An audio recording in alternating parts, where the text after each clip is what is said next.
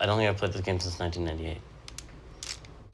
We wanted everything about the interface. We wanted had like no interface, so everything was literal. Nothing was like a metaphor. Because you know, in a normal interface, the cursor is a metaphor for like your attention point, what you're looking at, and the highlight of a cursor is kind of like a metaphor for this is interesting. And your inventory, your verbs when they come up are a metaphor for what you're thinking about doing to that object. And we want everything to be just literal. So like when you're walking around, instead of highlighting things in the room, he actually looks at the thing when that came up.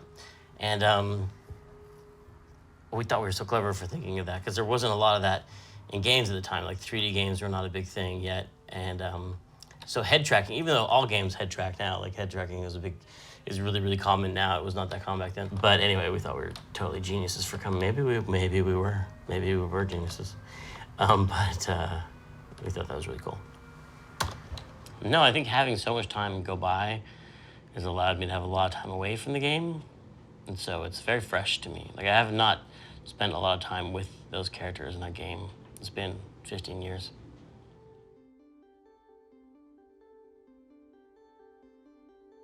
I was talking to a friend of mine who had spent her summer up in Alaska with all these bikers, and she was telling me these stories about being in this bar with Big Rick and Smilin' Phil and the things they would do, and it just sounded so, you know, out of the normal daily experience of most people. Yet people were kind of familiar with it, kind of like pirates and cowboys. They kind of are familiar with the genre of bikers, and so they could relate to it. But it was still bigger than life, and it would be an unusual experience. When Full Throttle was over, it was a big hit, and the studio wanted to make a sequel to it. They're like, let's do a sequel. And I was like, now I really want to make this game about the Day of the Dead. There were stories about how when you died, in Mexican folklore, you would be buried with a bag of gold on your chest, and then another bag of gold hidden in the coffin that you were buried in, so that when you went into the afterworld, the spirits wouldn't, steal the bag of gold, to be hidden in your coffin. As if this is the idea that you had to worry about thieves in the afterlife was so interesting to me, that you think that those problems would be gone, you're dead, you wouldn't have to worry about that anymore. But crime in the afterlife just seems so intriguing.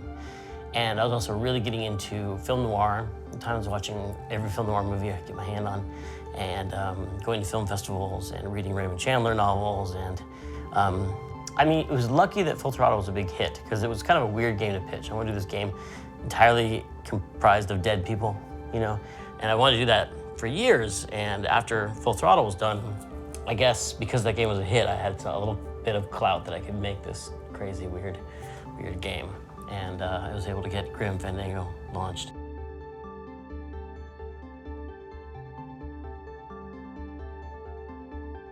As soon as we brought these two crazy elements together, film noir and Mexican folklore, it was like one of those things that just sparked idea after idea after idea. And just whenever you hit something like that, it's so rare. Sometimes you're just brainstorming, you're just like pulling teeth to have an idea of like how are we gonna, puzzles or rooms or locations or characters. It's such hard work sometimes to come up with ideas to fill in the framework of this thing you're making. But with Grim, it was like a fire hose. Like we couldn't turn off. It was just such a explosion of ideas and creativity on that project. It was really fun.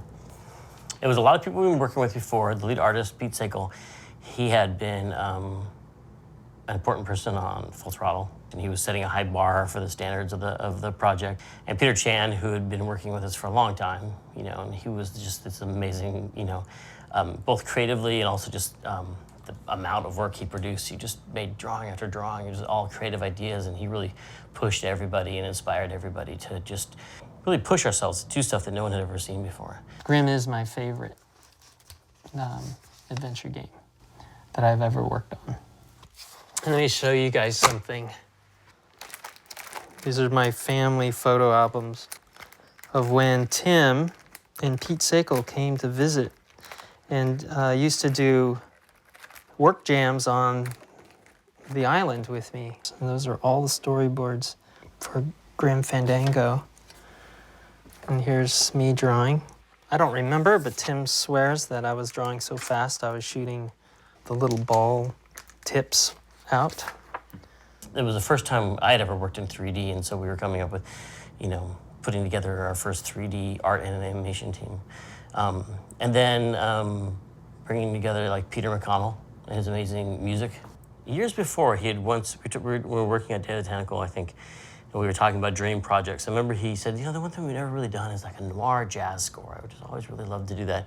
That's one thing that sat in the back of my head, and I was like, aha, now we're finally getting a chance to do that. And I think, you know, whenever you're getting a chance to do someone's dream project, they always kind of throw themselves into it.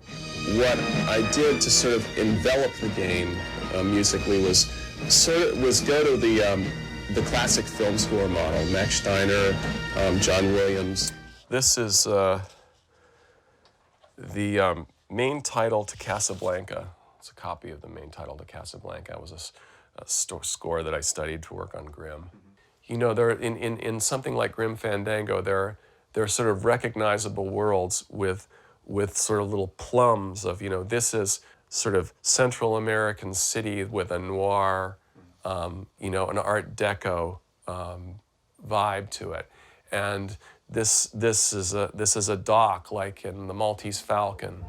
This is the bell that I used for the harbor sounds in Grim Fandango.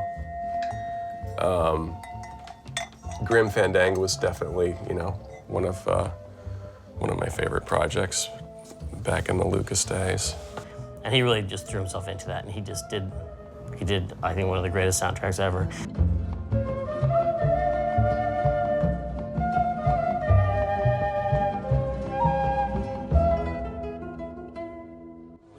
When you're working on a new game right now, I mean, what is it you're trying to do? I mean, better graphics, better sound, better interface. What's the sort of holy grail of gamers?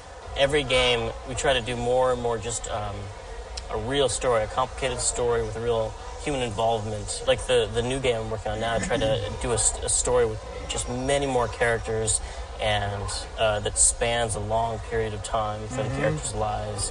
It was a really challenging project. It was very ambitious. It was like a year late. A year and a half. I remember it took 3 years.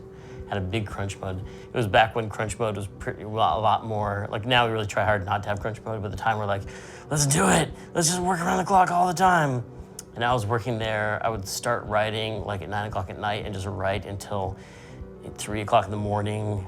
I would listen to like loud, heavy metal music in my office just to stay awake. You know, you go home, you go to bed, just when you lay down to go to bed, you hear the garbage trucks coming in the morning, you're like, oh, people are just waking up and I'm just trying to go to sleep, this is terrible. The team, like, by the end of it, didn't get along very well. Probably shouldn't have mentioned that. It was just we were just all working too hard. And, yeah, we're just working everyone too hard. But it was an exciting time because we felt like we were making something special. We really felt like we were making something really crazy looking because we just stopped, and every once in a while we would stop and take a look at the screen, and it'd be this skeleton with an orange face and like a Russian hat on, wearing a guard's uniform, standing in a sewer next to a Big Daddy Roth hot rod and a white alligator. And we'd be like, what is this thing we're making? This is insane. This is a crazy thing that no one has ever seen before.